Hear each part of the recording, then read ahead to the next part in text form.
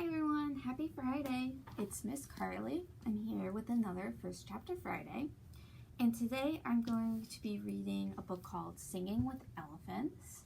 So this book's a little different. It's actually written in verse. And what that means is that instead of a normal book, all the chapters are poems. So each chapter is an individual poem. So it's going to be a little different. So instead of reading a whole chapter, I'm going to read several poems for you. And so this book is about a girl who is 11.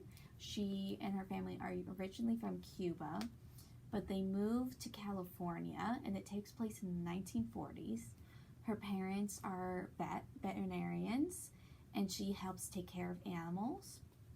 And then one day her life changes because an award-winning poet moves in the neighborhood, and she, the main character, likes to write poetry as well, so she learns how to write poetry with this poet.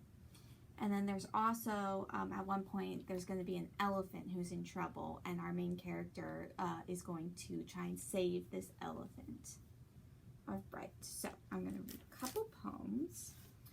And there's also a couple, a little Spanish in here, so I'm going to try my best to read a couple words in Spanish, but I'm not a fluent Spanish speaker, but I'm going to try my best.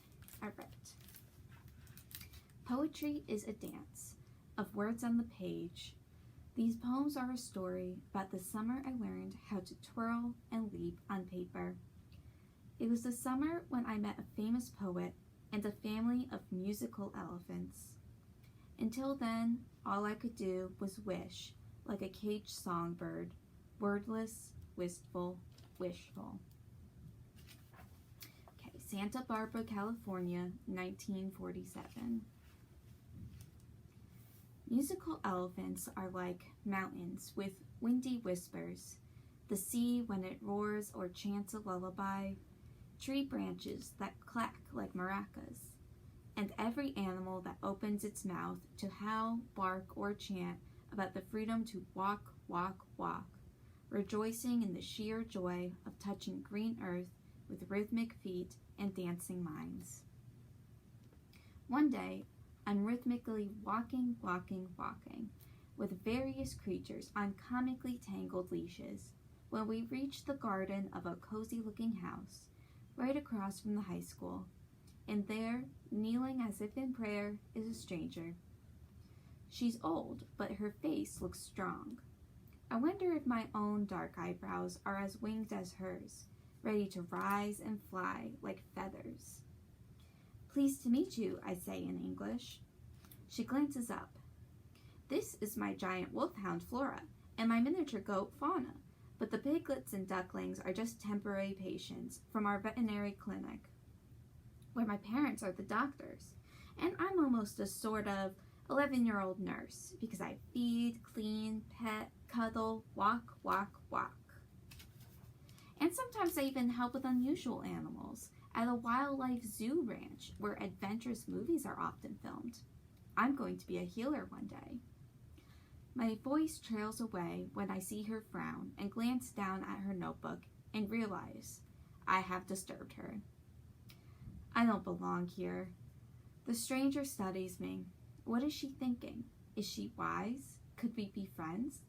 I wonder whether I've said too much, made too many mistakes in English.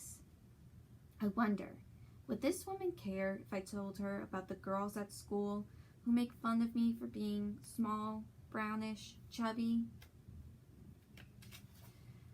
With curly black hair barely tamed by a long braid, would she care that the girls at school call me zoo beast when my clean clothes smell a bit like animals?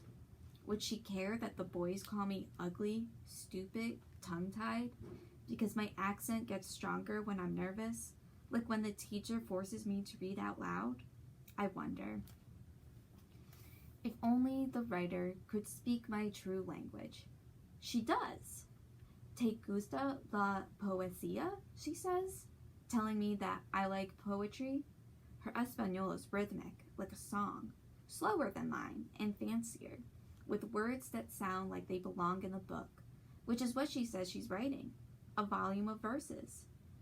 Voy a adivinar, she says. I'm going to guess. Vienes para aprender a escribir la poesía. You've come to learn how to write poetry. Should I answer honestly?